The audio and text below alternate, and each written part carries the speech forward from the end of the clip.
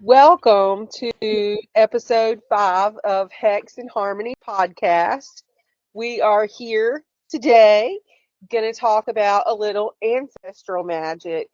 And what that is working with the wisdom, the guidance, the energy of your ancestors, the people who came before you, whether that's your literal physical ancestors, the people who birthed your line into being, or if that would be your spiritual ancestors, the people that you choose to learn from who came before you in whatever aspect you're talking about. So we're talking about honoring them with rituals, offerings, altars, different practices that we have to work with our ancestors. And ancestral magic or practice is found in many traditions across the world, and it's often rooted in deep respect for your lineage, for your heritage, for the lessons that are passed down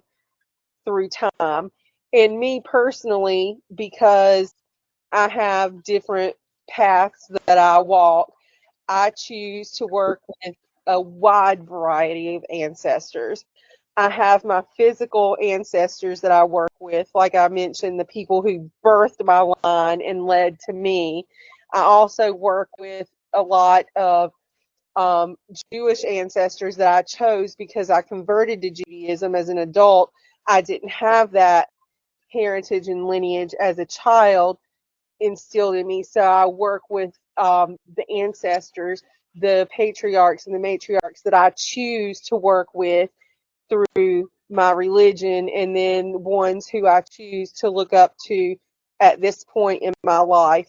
And also because my physical lineage comes from a lot of Celtic lands, I have that woven in there as well. So there's a whole different mix of ancestral work that I do in my personal practice. That's a lot. It is. It is a lot. um, for me, working with ancestors, I mean, you just covered just about everything. In my personal practice, I do honor the ancestors of my own line. And I think at this point in history, all of us have so much. I mean, we all come from different ancestry. Everybody is not just one thing. Exactly. You know, if you take those DNA tests, you do have a link to just myriad pantheons of of ancestors, and the ones that you choose to work with, or the ones that choose to work with you, Right. is like a very personal thing. I know I had this one question about, the difference between ancestor worship and, just appropriating someone else's culture, just culture appropriation. Right. And I think we all understand, most people, I mean, when I say we all, I mean we three. I can't speak for everybody. But I mean, I think we all understand that we are an amalgamation of so many different cultures already. True. That when you start talking about cultural appropriation, I know there's a fine line, but there are some cultures who really don't want you worshiping their their gods. I mean, I was trying to think of like a closed, some kind of closed faith, and the only one that I could really think of as a good example was the Australian Aboriginal faith. They, I mean, still to this day are very rooted in their ancestral worship and their stuff. And they do, I'm generalizing, but if you're not an Aboriginal Australian, they don't want people, trying to claim their heritage, that Right, kind of thing. right.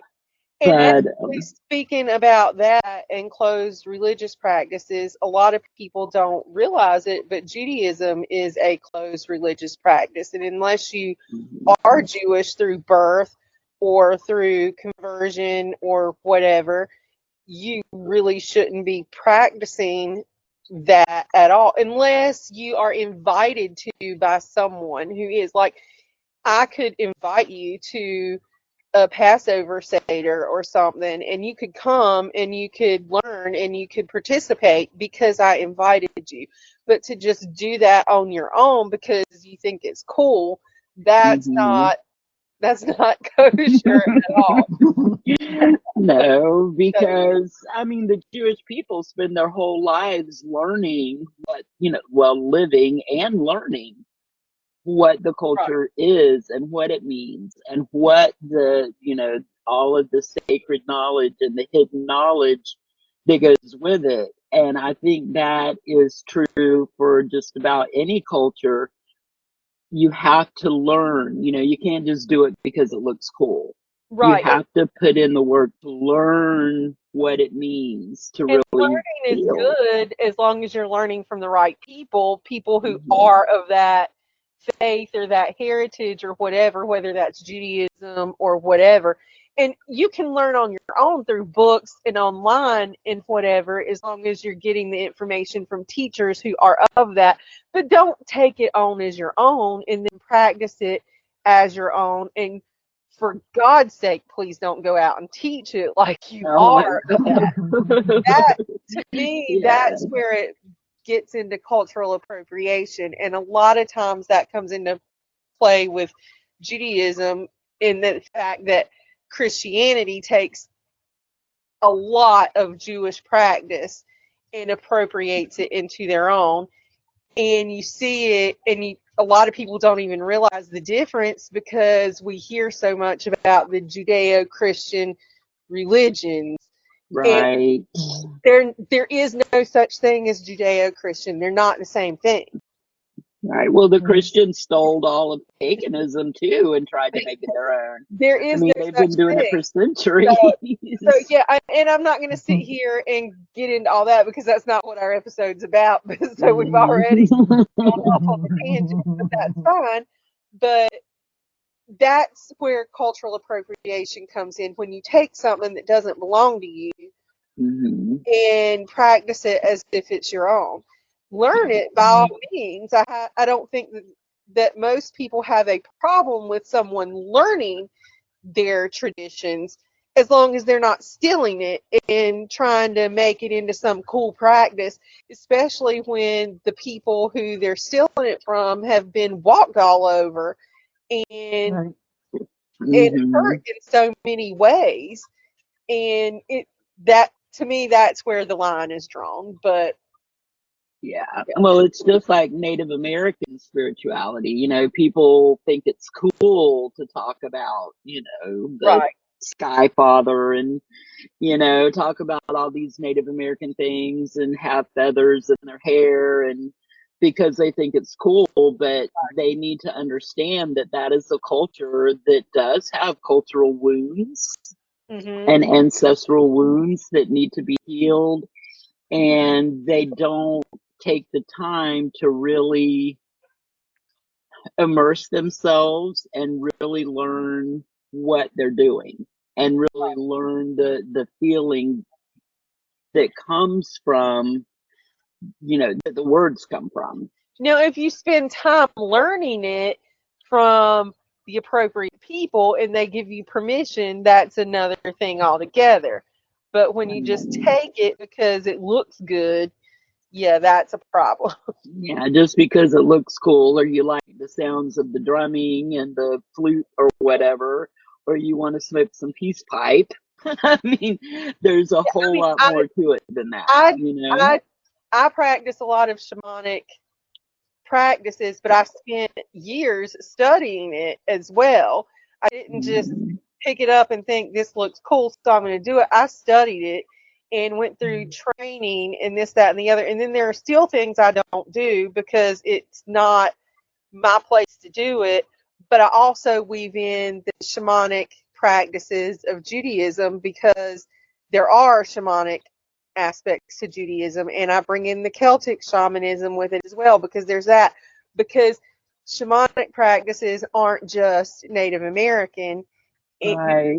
Every culture has roots in shamanic practices and shamanic traditions, and it's just been lost over the centuries. But just because it's been lost doesn't mean it can't be resurrected and brought back. But it has to be done respectfully and through the traditions of what your ancestors practiced. So I practiced what my heritage is and my chosen religion and what I studied for years and blend it together in a respectful way. But I'm certainly not going to go out and pick up a tradition that doesn't fit in with any of that and do it just because I want to do it. Just because it looks cool, or just scratching the surface on something and not really understanding what it means. Right. So we kind of got off, but not really, because this is kind of like dealing with ancestor stuff too, because this all came before us. Right. Right, Bailey, how do you honor your ancestors? So, pretty much in line with what you were saying, I do my own birth ancestors and those of my choice who I resonate with, and the ones who knock on my window at night and want to share information with me, and do my best to be open to hear what they're saying. And like Michele said, the people have been worshiping ancestors across all cultures and traditions. So I think now it's getting to be more prevalent per se, but like Michele was saying, you have to do it respectfully and in a manner that is in line with having integrity and being authentic to what is yours and what is not. I've studied shamanistic practices also, so I Yay! some of those things. And some First Nations practices I incorporate. So yeah, that's what I do. So, ways to begin working with ancestors. So, how would you guys advise people who want to start an ancestor practice? How would you guide them? Like just the first beginnings of working with ancestors. I would say create an altar, even if it's just a really simple altar with a picture of one person or multiple people from your ancestral line and candles, if nothing else. If you don't have pictures of somebody, put their name on a piece of paper on an altar with candles or offerings of some kind, whatever is in your tradition. But if you aren't sure what that is, you can't really go wrong with the name and a candle. I mean, even begin with your living ancestors. Talk to, the people in your family, the older people. I know it didn't really dawn on me until I got older myself. But then I started really wanting to talk to my, I had one living grandmother on one side and one living grandfather on the other side. And I just wanted to talk to them and hear their stories.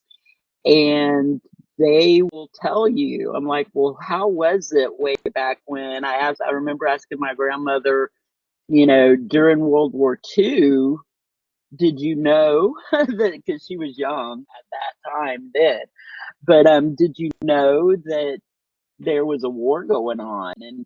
And speaking to my grandfather, who is where my Welsh comes from, I mean, he would tell stories, and who knows how much of it was true. But I can remember him telling the stories from when I was very young about, his people that came from Wales, and,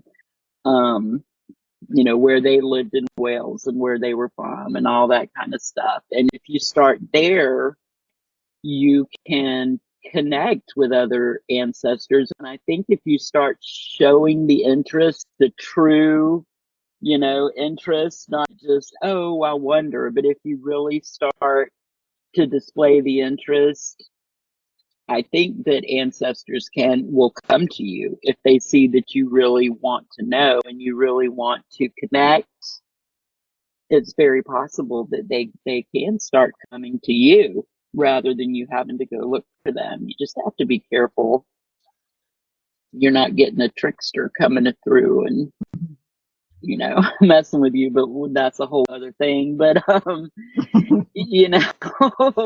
if you start with the people who are alive and start listening to their stories and start honoring them and their knowledge that they have, then more knowledge will find its way to you. Yeah, I agree with that. But I would also add, develop especially if you didn't know them, but I would suggest develop a relationship with them first before creating an altar, just to make sure that, like you just said, you're not calling in some trickster ancestor that you didn't know about. So, and getting to know them, what they like, what they're interested in, so that they can see the interest that you have in them. Oh, okay, this progeny of mine is really interested. Let me connect with them because they are putting forth the effort to get to know me, or is interested in and has respect for me and my wisdom.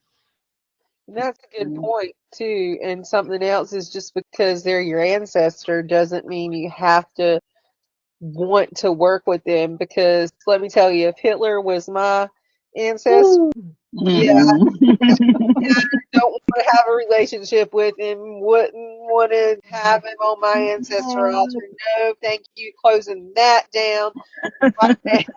So, just because somebody is in your line, in your lineage, and is an ancestor doesn't mean you have to have that relationship with them. So yeah, that's always cool. You can revoke that consent. You don't ever have Right, to give the consent to begin with, right, and they don't either. They don't have to right, consent to work with you either, just because you right, want to. right. Right. And be smart about it. I mean, because that just popped in my head when you said that. If some spirit does come to you and start saying, I am the ghost of Adolf Hitler and you are my progeny, do a little bit of research, because I don't think Hitler had any kids. Did he? I don't think so. I But I don't was, think I was so. just They using have an stories example. that he But supposedly did, but Oh, even really? if he did nothing was have ever kids, confirmed. if he had relatives, that would still, put him in your ancestral line. So Yeah. Yeah. related to a direct descendant. But yeah, I was totally just using that as an example. Oh no, I know that, and that's why it just popped in my head, because I'm like, because I mean, it might not be Hitler, it might be somebody else. Who knows? I Lady mean, wouldn't want him on my altar either. because people might say, "Oh, I am the 13th or however many son of Genghis Khan." I'm like, really? Right. Let's If the spirit came to me and said, I'm Queen Elizabeth and the first, and I'm your ancestor, I'd be like, yeah, not really. Thanks. yeah, let's really think about that. Probably not. Because I have actually met people who say, oh, well, I'm the third descendant of blah, blah, blah, who was executed in Salem. I'm the daughter of a Salem witch. And I'm like, yeah, they didn't have kids, You're Right. like, you know? show me the documentation to prove that. Right. That just drives me nuts. I'm Yeah. like, really? But, however, you can say that the witches that were executed in Salem are your ancestors in another sense. You Right. know? Right. I mean, Right. that's okay as long as you realize that these, know your history, people. You know, as long as you know that these people were not witches who were executed, you know, Yeah, I that's mean, the they other were thing. not practicing witchcraft. It was all hysteria. But it's okay to say they are my ancestors. Maybe they're your spiritual ancestors. Maybe you recognize, you know, their suffering and you know, feel close to them. Maybe you were persecuted. I don't know, whatever. But let's be real. Let's be realistic about it. Don't go around saying that you're the 10th daughter of Tituba or whatever, you know? He just totally called me out.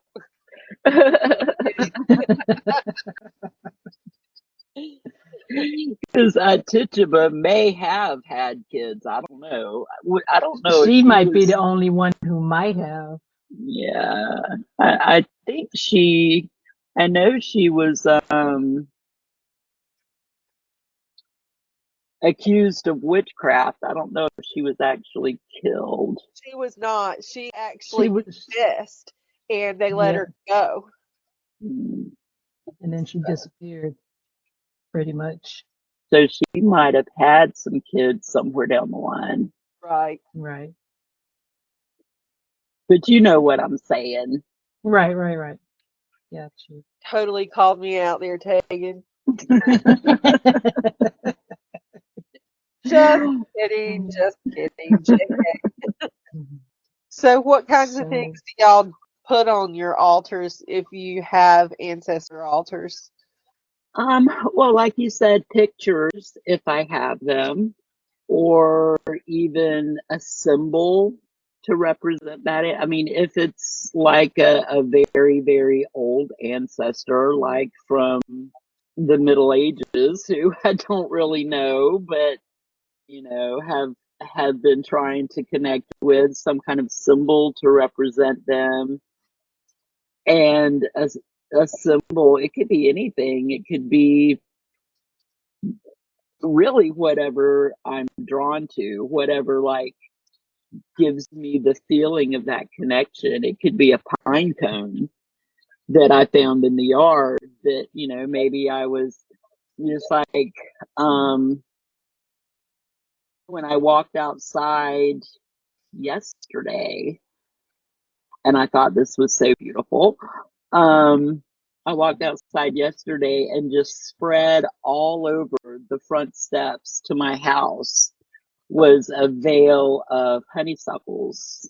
ooh, And I know that they came from the honeysuckle vine that's way up in the pine tree, and the wind blew them down, but it was still felt like a sign to me, just like a good morning from either a goddess or one of the ancestors, somebody who's wishing me well, wishing me happiness. So I collected those honeysuckles and put them in, a little glass bowl to thank them. And I mean, they're not going to last but a couple of days before they're wilted. But just even something like that, just to acknowledge them. And of course, Michelle's favorite candles Absolutely. I love candles. and crystals and, pretty much any little thing that's going to, if you have any kind of family heirloom, maybe like a ring or a pen or something that has been passed down, through the family, a little spoon that, may have been passed down through the family, anything like that would be perfect for an ancestor's altar. Pretty much the same. I have to have candles too, so always candles and sometimes pictures. I don't have any right now because they're packed, but maybe a picture. But also, like Peyton was saying, things that may have belonged to them. I do have those things out, or things that remind me of them. For me, it really depends on when I'm doing it and if it's part of a holiday or something, because we tend to, in Jewish tradition, bring our ancestors into a lot of holiday celebrations. For instance, at Passover, which is coming up, we will at the Passover Seder have a cup of wine for Elijah, and those of us who are more mystical will have a cup of water for Miriam, Moses' sister, because she was a water witch and divined water while they were going through the wilderness for 40 years. Then we have in the fall, there is a holiday called Sukkot where we build these huts in our yard, and it's all about going and celebrating the harvest, but it's also a time when we invite our ancestors to come into the hut with us for our harvest celebration. And so that's pretty cool. So the whole thing becomes like an ancestor altar, and you decorate it and have all kinds of things like maybe twinkling lights or pictures of your ancestors. It's really cool. I really like that. That's one of my favorites. But if it's not something specifically like that, like if it's more of a traditional ancestor altar, I'll try to do foods depending on when I'm having it out. Will depend on the foods I have out. Candles, always got to have candles. Pictures, depending on who it is. If it's an altar for a specific person or just ancestors in general, I may not have pictures. There's so many ways that I do it. That's just a few. I could be here all night telling you about all kinds of things, but that's the highlights. That's very cool. I do have this this picture frame that's like a collage picture frame. It holds like 12 little pictures all in one frame. And I put pictures of, my family members that have passed during my lifetime, just to remember them. And sadly, these days it's getting full. But back in the day, there was only like 2 pictures in it, and now suddenly it's full, and I need a new one. But just to remember them every day, Yeah. just to say good morning, and I don't light a candle every day, but on days I, will light a candle to send energy to them wherever they are, and to just honor their memories. We have some beautiful practices.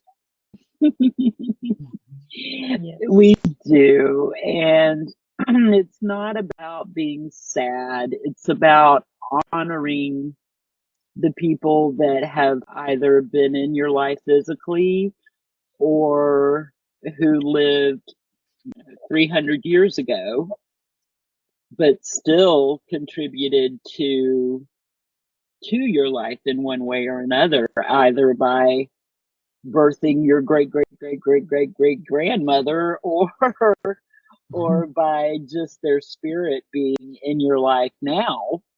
Right. It's about honoring that, and it's not always about what you get from them. It's also what you give to them. It's just a Right. beautiful way to say thank you for existing and for contributing to my existence. Right. Right.